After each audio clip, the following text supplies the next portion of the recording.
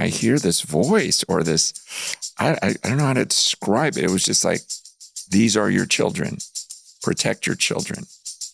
I'm sorry if I'm doubting this, Lord, but God, did I just hear you say something to me? For years, cereal's been sold as a healthy breakfast, but we all know the boxes are packed with that extra stuff your body does not need. That's where Lovebird cereal comes in. Lovebird was made by a dad who wanted a better cereal for his family. Their cereals have just 7 real ingredients listed clearly on the front of every box. Honey O's, for example, is made with buckwheat, cassava, coconut, honey, vanilla, and sea salt. That's it. The same simple whole food approach is used in all Lovebird flavors, including cinnamon, cacao, strawberry, and unsweetened. Lovebird cereals are organic, grain-free, gluten-free, support gut health, and are third-party tested glyphosate-free.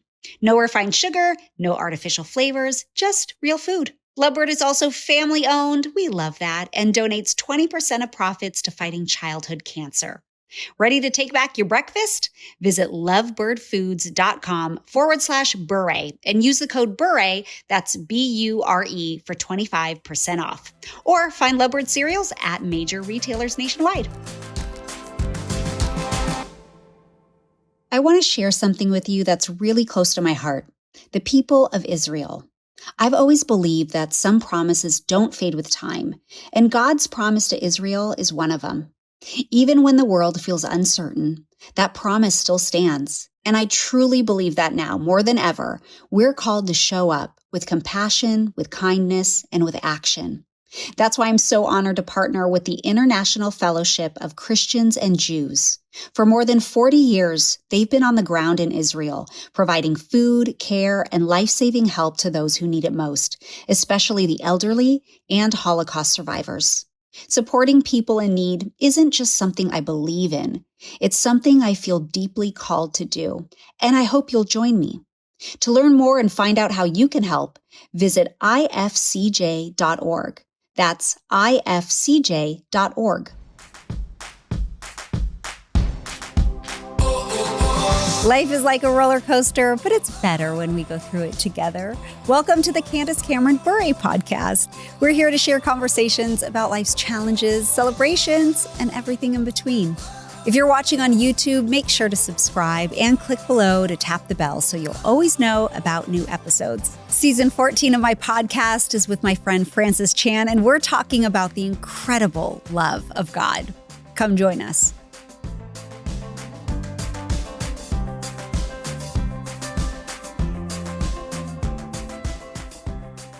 Hi, Francis. Hey. Welcome back. Thank you. Always good to talk to you. Yeah, you too. Last week had me in tears and some other people in the studio. But I really hope that people that were able to listen to that episode, that have heard it, that it just ministered to them, deeply resonated, or has given them incredible hope that they haven't thought about in a long time. Yeah. I mean, I was thinking about it afterwards, like there's such a gap between your upbringing and my upbringing. Mm-hmm. Like it's like, wow, God put these two extremes here today. Yeah. And I thought, oh, that is so cool because the majority is going to be in between there. Mm-hmm. And I think most of them are more on my side of just not really growing up, trusting that their fathers love them. Mm-hmm. And I thought, oh gosh, I think there's a lot of people listening that can relate to my story in some fashion. But it seems like, okay, we really gave them a lot of opportunity to fit in the middle somewhere. Yes. And yet the truth is it's going to take a miracle. Whether you grew up with a mom and dad who loved you or with parents who died at a young age and dad who didn't love you, for God to reveal his love. Mm-hmm. It's not like it was easier for him to reveal it to you than it was to me. Right. It's just like, it takes a miracle. Yeah. And I pray that even during this time, as we're talking, that whoever's listening, that you just don't really enjoy God. Like you don't you believe in him, and you're trying to do these right things, but to say that you enjoy, like, you know what it is to have this romantic, like, love or passion or this relationship. And yet when it comes to God, it doesn't feel anything like that. Right. I'm praying for that supernatural moment that as people are listening, even right now, that God would just do that miracle that he did in your life. Yeah. And sometimes it's a gradual thing. And, same with me, but that there'd be a step like that where God reveal right now, reveal things to them. Yeah. Amen. Praying that too. Yeah. So I would love for you to share a little bit about your family and your ministry today. Okay. Where are you at? I don't even know. Like, I need the catch up. I mean, I know where you're at, but I'm in a great place. I was talking to someone last night about it. It was driving me from the airport to the hotel, and I was just describing my life, and he's like, "Wow." He goes, "That feels like shalom." He goes, like perfect peace. Like, I go, "Wow, I've never heard anyone say that." He goes, "No, when you describe your grandkids," because I have 7 kids now, 5 grandkids, 2 son-in-laws. Like, it's just, I was just describing when we get together, and it's like, he goes, "Yeah, I can just imagine you as a dad, seeing everyone doing their thing. And I just picture you smiling." He goes, "All I can think is that word, shalom." I'm like, yes, that is what it is. Yeah. It's awesome. And I was sharing how, like, my 4 oldest kids are all worship leaders. And so sometimes when they're together, they'll just get in the living room with their instruments. Oh my goodness. And they'll just start worshiping. And I'm just sitting there worshiping with them. But then sometimes I'll just look around and the whole family is just singing to God in the living room spontaneously. And it's like, does this get any better? And then the next minute we'll be laughing hysterically. I mean, I have got funny kids. Yeah. Like, they're just hilarious. It's funny. So like, great. I have this, I guess, dad pride when my kids are like doing great things, but probably even more so when they tell a good joke, because I like good humor. Like, I don't want just like, that was funny. Like, just to laugh hysterically. Yeah. And so family wise, I just go, I'm blown away. I'm blown away. My son-in-laws are like the most integrous, like godly men whom I trust in some ways more than myself, where I go, wow.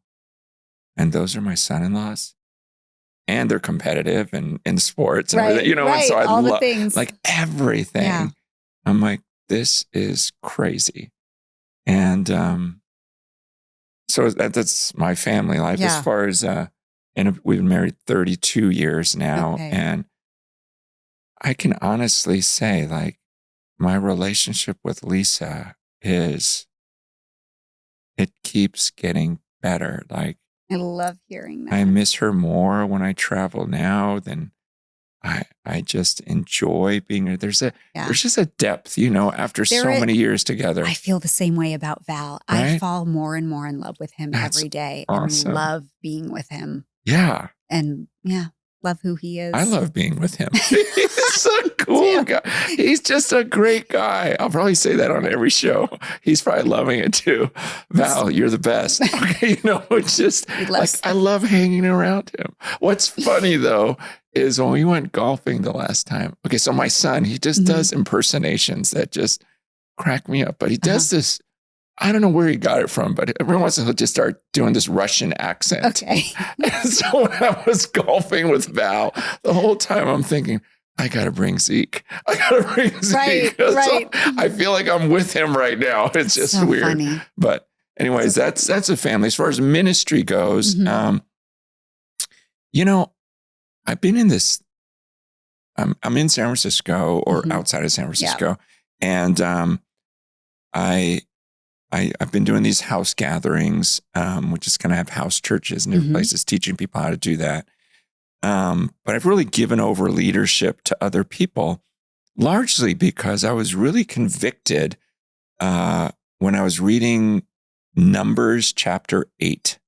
I'm sure you know what that is. Off the top of my head. Of course I do. Of course, you're always in Numbers and, but I read it 8 years ago and it hit me because it talks about when the Levites, the priests, would turn 50. And I was 50 that 8 years ago. Okay. I'm like, whoa, that's me. And he would force them to retire. I'm like, what?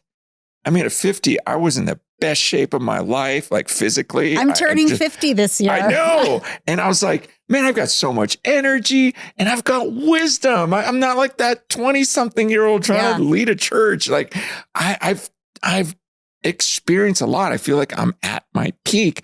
And I'm like, God, you would have me retire back then? That doesn't make any sense. But the verse, what it says is that they're no longer to serve in the temple, but their job now was to guard the 25-year-olds. And then they have their run for 25-year-olds for 25 years. And then they pour into the next. I'm like, yeah, but for me to stop doing what I'm doing when I'm I still have so much energy. And God was just showing me, yeah, you should. And use that energy to pour in the 25-year-old. Like, because they're not going to make it without an older person pouring into their lives. You got to experience all these things, pour into that next generation. And the more I meditated on that passage, the more I go, that is brilliant.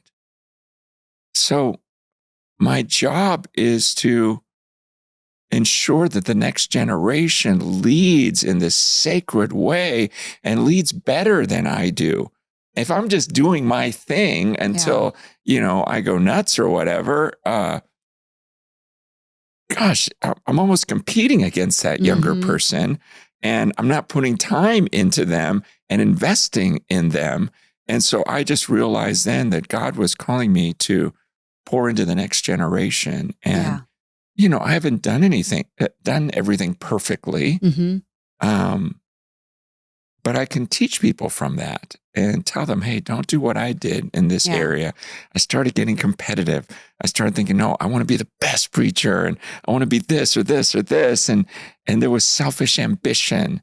And God says, where there's selfish ambition or jealousy, it's going to lead to evil. And, like to teach them these things and to tell them, hey, here's some things that I'm glad I did for the last, 30 years or whatever. And I encourage you to do this, like to pour in so that next generation is better. Yeah. And so this season really has been me trying to scale it. That's why I don't do these podcasts. Okay, so now you know that I love you. Thank you. I appreciate you. Because it's not my time.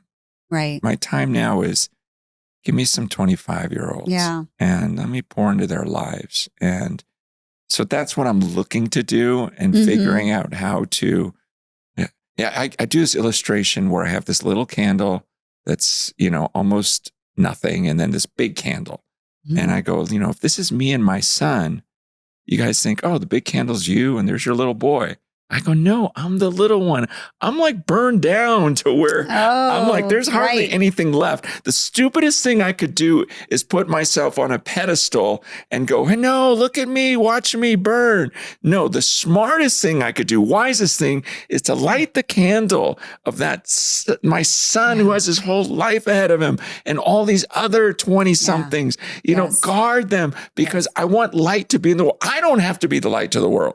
Okay, let me just light the candles because this is why I love your heart, Francis, so much. Yeah, don't look at me. And it's biblical wisdom. Yeah. And I so appreciate, even though you say you're not in that leadership position, but you are in a different way. But I so appreciate the path that you are modeling. And I wish there were more pastors. There are other great pastors that do that. Yeah.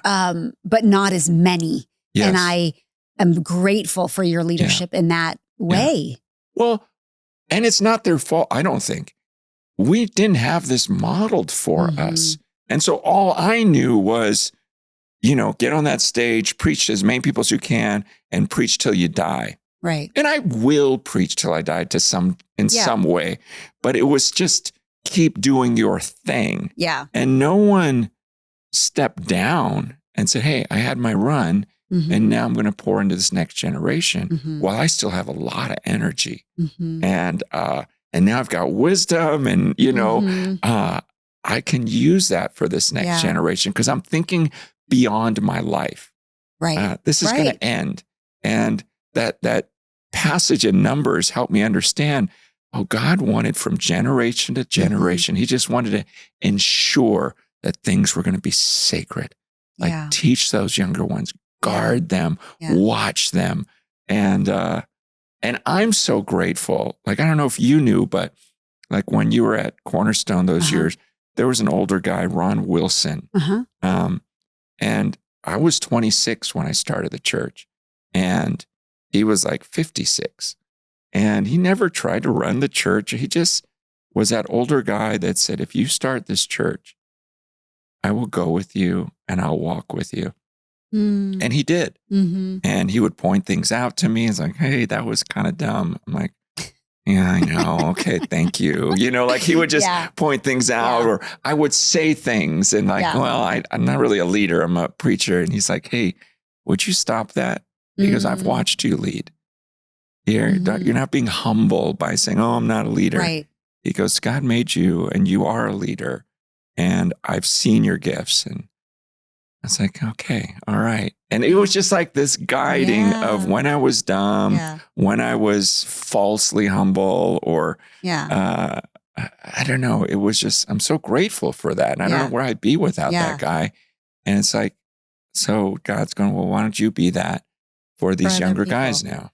Well, it's incredible. And I think of Lev, and I don't know if you know that Lev preaches sometimes. Yes. I got me so excited. So, but that too is what our pastor, Dudley Rutherford. Oh, I love Dudley. Okay, so Dudley, since he's such a goofball. He is. He's great. Oh. But since you moved, yes.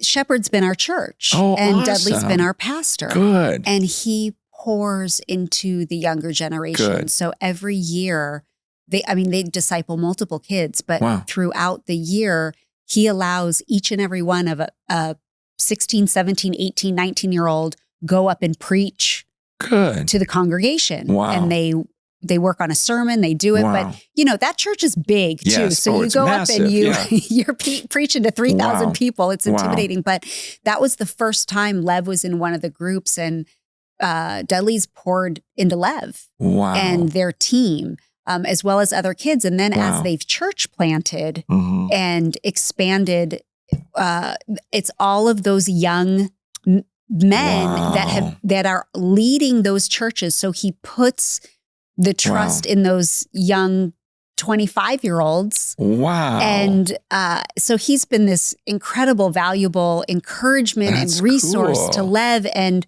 all these kids that Lev has grown up with, and they're all preaching. Really? And they're all preaching, and it's incredible to see. So I didn't know you were doing that too, and it just fills my heart because as a mother, we need the support of the church like that to encourage, because obviously as parents, we're going to encourage our kids in that way, but to have strong leaders within the church come up alongside our young men. And I don't do it that well. I'm figuring that side out. And I didn't know Dudley did that. I've always loved Dudley. Now I love him more.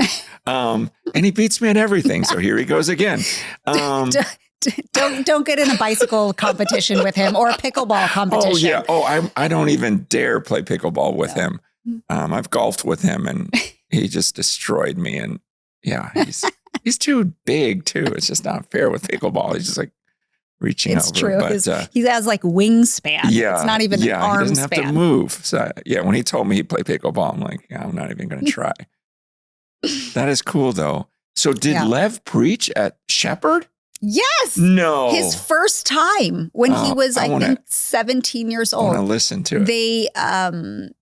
they broke it up. So they had 5 kids preach about a 8 or 9 minute sermon for the first one. Yeah. But Lev just preached over back at Christmas time. He preached at Shepherd See Me because that pastor took a break but he's one of the young guys. That's my gosh. So I didn't know that. It's really cool. I need to catch up with Dudley. He had sent me a video the other day just talking to me on this text. Like, how come you never come out here? I heard you were over there. And so I need to catch up. And now I really want to, after hearing this, I want to understand how he does that because we got to get serious about that. Yeah. And wow. That's really cool. And then in your other spare time, I'm texting you Lev's number if you don't have it already because I would love for you to impart any wisdom in his walking journey in that way. No, I will make time to go do that. I told Val I want to come out anyways, and maybe I'll bring my son and we'll all go golfing. You guys should. Yes. Absolutely. Yes. And I'll have my son talking his Russian accent the whole time. Just let him and Val have their conversation and I'll hang out with Lev. Yeah. Perfect. Perfect. I'm really intentional about what I put on my body and in my body. And so many brands that we've trusted over the years have quietly been bought out and filled with new ingredients. That's why I think you'll love the Van Man Company. They're committed to real old school products, no fillers, no corporate nonsense. Their grass-fed tallow balm is incredible. The fatty acids are almost identical to your own skin, so your body recognizes it immediately. One balm, it can replace your lotion, your night cream, even diaper cream. A little goes a long way. And people love their Miracle Tooth Powder, and it's made with real bone hydroxyapatite. It's the same mineral that your teeth are made of, with 0 fluoride or foaming agents. And their Pearl Eye Cream, it is packed with tallow, wild-caught pearl powder, and nourishing oils that actually support the delicate skin around your eye. So if you're ready to switch to products made with integrity, go to vanman.shop/Bure and use the code Bure, that's BURE, for 15% off your first order. Van Man, real ingredients, no exceptions. People love to say higher education is outdated, irrelevant. But GCU doesn't settle for the status quo. They challenge it. Grand Canyon University is an affordable, private, nonprofit Christian university based in beautiful Phoenix, Arizona. At GCU, academically rigorous, industry-driven programs are built for today's world, offering practical skills, career readiness, and real opportunities for students of all ages. Because education shouldn't be a privilege, it should be an accessible path forward. Grounded in Christian truth, GCU is committed to raising up the next generation to lead with integrity, serve with purpose, and transform their communities. This is purpose-driven education. Find your purpose at Grand Canyon University. Private, Christian, affordable, nonprofit. Visit gcu.edu to learn more.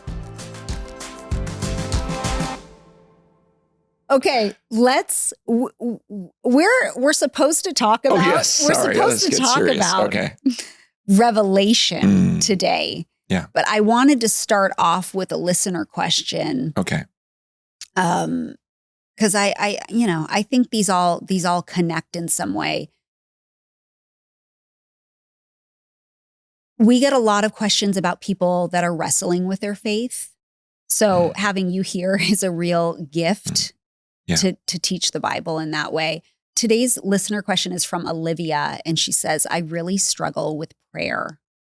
I find it awkward and uncomfortable to pray, even by myself, never mind out loud with other people. Yet, I know prayer works. What advice would you give for learning to pray well? Yeah, that's actually a great question because no one really taught me how to pray. We're just told it works, do it, God likes it, or whatever. Or it's a natural reflex when something's going wrong. But that's a very shallow understanding of prayer. And I think the best thing I could do is just kind of share, like, how I pray. Yeah. I mean, a lot of times I stop before I say a word. Like Ecclesiastes 5, it says, guard your steps when you go to the house of God. Don't just, let me just read it because I'm going to butcher it. Like the whole idea is you don't just start talking. He says, guard your steps when you go to the house of God. To draw near to listen is better than to offer the sacrifice of fools, for they do not know that they are doing evil. Be not rash with your mouth, nor let your heart be hasty to utter a word before God, for God is in heaven and you are on earth. Therefore, let your words be few. There's something about, hey, don't just come in and go, hey, God, da, da, da, da. And so I think, okay, let me just stop and think about who I'm talking to. And I think sometimes we don't do that. Like even right now, as I say that, I think about who's listening, who might be listening. And sometimes we just talk and I don't think, oh, there's a lot of people listening right now. They're going through a lot of pain. And like this listener who's like, I'm confused about prayer. Let me actually feel something for that person right now, rather than just here's an answer. Because that's God's greatest command is I'm supposed to love people. So what's the most loving answer I could give to her? And so to think about who you're speaking to is so important because you're supposed to love them. And it's easy for even a guy like me to step on a stage, see all these faces, and then just give a speech that I came up with, rather than looking at people in the eyes and going, God, help me to love that person. Help me to love Candace right now. Let me think about her soul and her future and everything about her. And then give me the most loving thing to say to her. And so then with God, it's similar. It's like, wait, before I just open my mouth, he's in heaven. He's on his throne. He has angels screaming out how holy he is, and they're covering themselves up with their wings in his presence. That's who I'm about to talk to. And he just gave me that breath. He's letting my mind work. This is all in his control. And now I come before the throne of that God. What would I say to him? But then Hebrews says that you approach this throne of grace, that it's not just this terrifying being, but he's like, and you'll find mercy and you'll find grace. So then it's like, oh, I'm coming before this holy being, and he promised to, he's full of grace. Like he wants to give. Like that's his posture. That's who he is. He's rich in mercy. That means like, he just wants to forgive. Like if our kids do something, like we want to forgive you. I want to rectify that relationship. So I'm thinking through who he is. Wait, so you're holy? You're so far beyond me. The angels are worshiping you. And yet you see me and like, oh, okay, there's Francis. Confess to me, Francis, because I just want to forgive you. I'm rich in mercy. And I am like just pouring out grace and abounding in steadfast love. And now I'm coming before that God. So I sit and I think about who he is. And I'm usually on my knees and going, God, you're awesome. I can't believe there is a being like you to be that powerful. And to think about you feeling for me and caring about what I'm going through. And you have this plan for my life and you made me for a purpose. I don't know. It's almost like once I get thinking, then I forgot what I was going to ask you, Lord. You know what I mean? Yes. Like even right now, I'm just going, God, as I think about all those things, that is so... There's no words because we use words for everything. And there's no words to describe, like, I'm talking to you. Yeah. Oh my gosh. All I can say is, yes, I'll receive grace from you. Yes. Minister to me. Like, draw near to listen. And something I've been learning in prayer is even in 1 Corinthians, he says, what no eye has seen, no ear has heard, no mind has conceived, what God has promised to those who love him. He goes, but God has revealed it to us by his Spirit. And I was like, wait, but if my eyes haven't seen it and my ears haven't heard it and my mind can't conceive it, how can I know it through your Spirit? How do you reveal that? And I'm learning that in prayer, I may not hear an audible voice. I may not see a vision. I may not even comprehend exactly how this worked. But I could walk away knowing that he loves me and being convinced that I'm forgiven and receive grace in some supernatural way from God. And so as I go through all of that and thinking through who he is, and different words come out, and I don't even have to pray my request. I just kind of knows what I'm thinking before I think it. And sometimes I will just tell him, hey, God, I feel distant. Even this morning, I was like, Lord, can you make this a great day, like where I just see your hand in things? I feel like I just need that today. And so even on the Uber over here, 5 minutes from the hotel, start talking to the driver and notice he's got Buddha hanging and Jesus and some blue god. I'm assuming it's Hindu. And I'm like, well, you're just covering the bases, aren't you? And we just got in this conversation, and I got to share my testimony. By the end of the ride, as I was sharing about the Lord, he's getting my luggage out of the back. He's hugging me, crying. This is a big guy. And I'm just telling him about how God loves him and then how God sent me to tell him, that he could be forgiven and everything else. And so we were just right out there in the parking lot. And he's like tearing up, he hugged me like 3 times and thanked me. And I was able to give him one of my books. Here, take this. I want you to know the love of God. And that's an answer. It's Absolutely. like, I just prayed. And probably even right now, as people are listening, something's happening. Because that's that book, the chapter on Revelation in my book was about, it's a miracle. You and I could talk all we want about the love of God and come up with the best speeches about the love of God. But it takes this supernatural revelation for someone to get it at that moment. And so that's why it's almost like we don't even have to talk about it a whole lot, because either the miracle happens as we're talking, and people right now are going, wow, I can come before God like that and confess my sins. And he's ready and anxious and wanting me to share just so that he can forgive, because he's rich in mercy. Wow.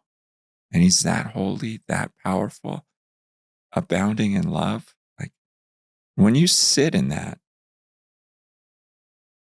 And so back to the question. I know, is that how the revelation looks? Because I think when we think of that word revelation at times, we're thinking of something big and powerful and awestruck, where it's like thunder rolls, revelation. But what I'm hearing you say is that it's something within that God reveals as well. It can be. So what about the person that's listening going, well, I'm still waiting for my revelation. I'm praying and I want God to reveal to me, but I'm still waiting. Well, Revelation's right here in the word. I mean, you have to believe this book. Okay. Without faith, he's not going to hear your prayers. I mean, the Bible's clear about that. He says, if you doubt, you're a double-minded man, unstable in all that you do. That man should not expect to receive anything. Is when you pray, do not doubt. That means you've got to come and go, oh, wow, I can come before the throne of grace, according to Hebrews. Okay, so it is actually a throne of grace. I got to believe that he's merciful. I got to believe that he's gracious. This is something where when you're in that time of prayer, you don't have to go, okay, maybe if I'm on my knees long enough and I'm just like screaming or I'm this or that. No, you have to believe that, oh, God says that he would dwell within me. And Jesus says he's knocking on the door. And if anyone hears him and welcomes, he goes, I'll come in and I'll eat with you. He says, my Father and I will make our home with you. He says, my Spirit will dwell in you. And so if I believe all those things, then I'm not reaching for someone out there. He's right here. I'm almost like looking inward, going, God, you're here right now. This is insane. You're inside of me. You dwell with me. You want to bless me. Just telling you, God, I believe that. Go for it. Minister to me. So it's like this quiet, deep belief and enjoyment and faith. And then it just happens. And I can't describe what that's going to be like for anyone. Just know that Jesus says when you pray, don't do it to be seen. Don't keep saying all these words.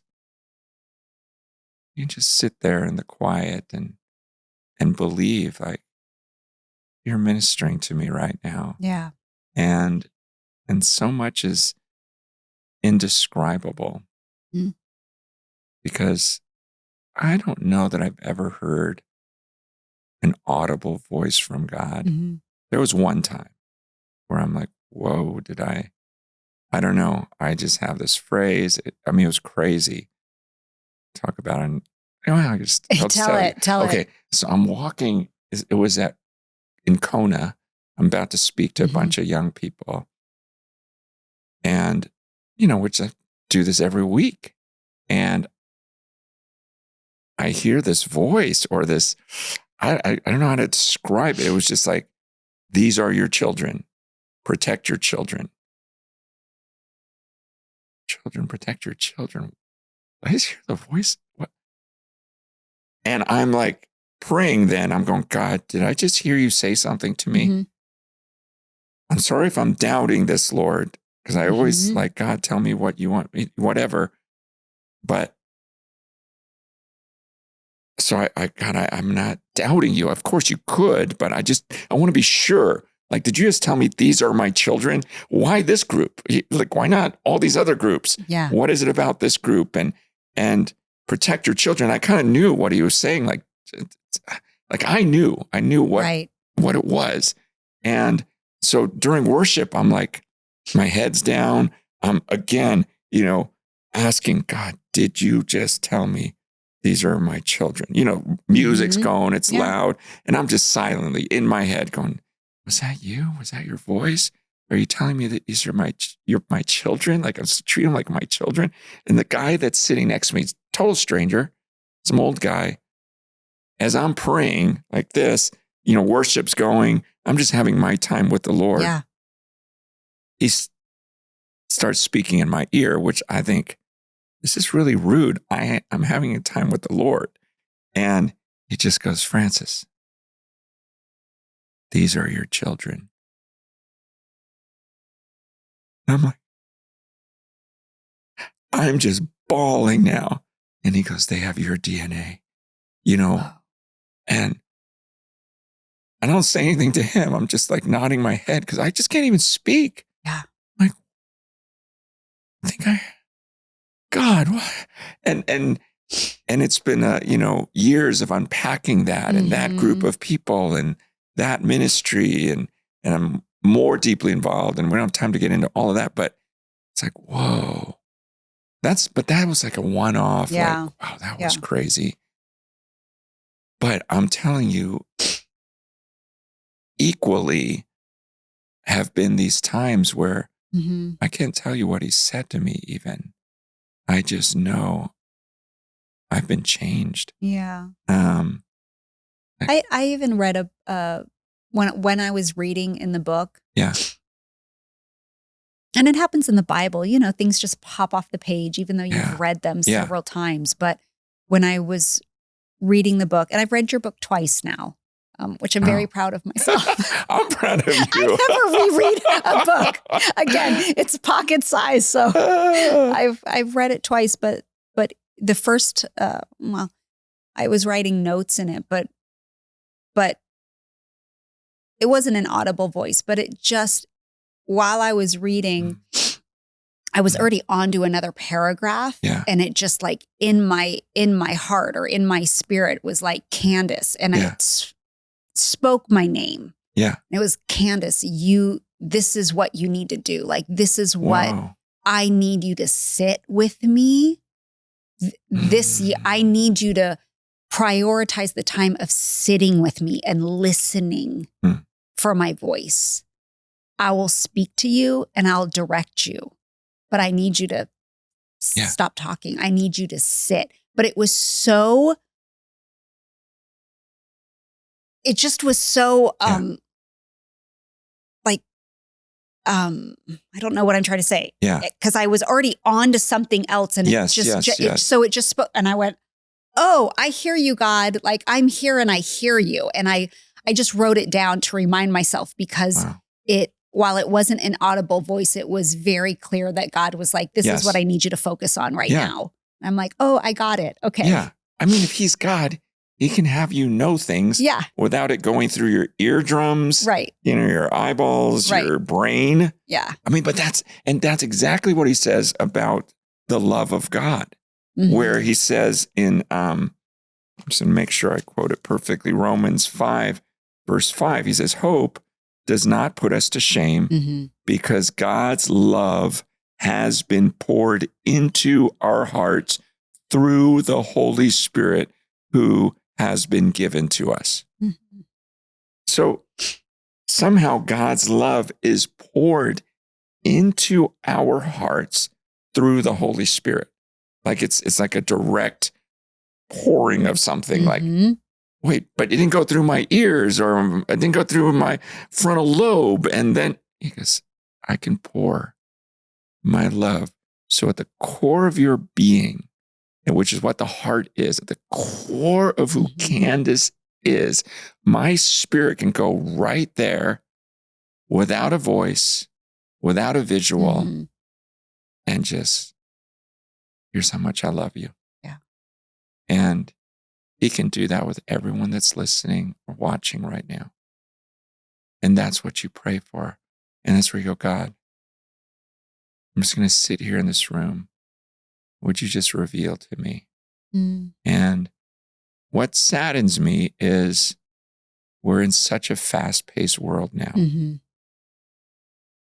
You remember, you're old enough to remember the days before the phones and craziness and our minds are just wired poorly now because we're scrolling through things and consuming so much information.